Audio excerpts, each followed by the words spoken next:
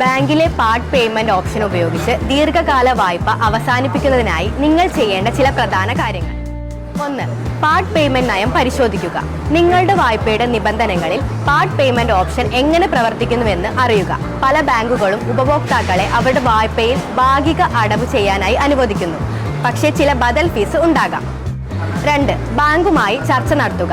നിങ്ങളെ സംബന്ധിച്ചുള്ള വായ്പകൾ, വ്യവസ്ഥകൾ വിവരിച്ചുള്ള കോൺടാക്ട് ചെയ്യുക. അടയ്ക്കേണ്ട വിധം online, mobile app, check, DD, cash method കറക്റ്റായി ചോദിച്ചറിയുക.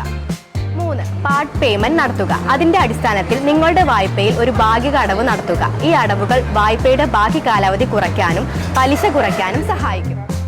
4. പലിശ കുറയ്ക്കൽ. നിങ്ങളെ സംബന്ധിച്ച പലിശ ഘടകങ്ങൾ ബാക്കി വായ്പയുടെ തിരിച്ചടവിനെ കുറിച്ച് ഗണന ചെയ്യുക.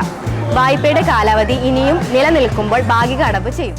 5. ബാലൻസ് പരിശോധിക്കുക. ഭാഗിക അടവുകൾ നടത്തി തീരുന്ന വായ്പയുടെ ബാക്കി തുക വിലയിരുത്തുക. ബാങ്കുകളും കസ്റ്റമേഴ്സും എല്ലാം പലതരത്തിലാണ്. ഇതെല്ലാം കൺസിഡർ ചെയ്യുക. ഇത്തരം കാര്യങ്ങൾ പൂർണ്ണമായും മനസ്സിലാക്കുവാൻ ഞങ്ങളെ ബന്ധപ്പെടുക.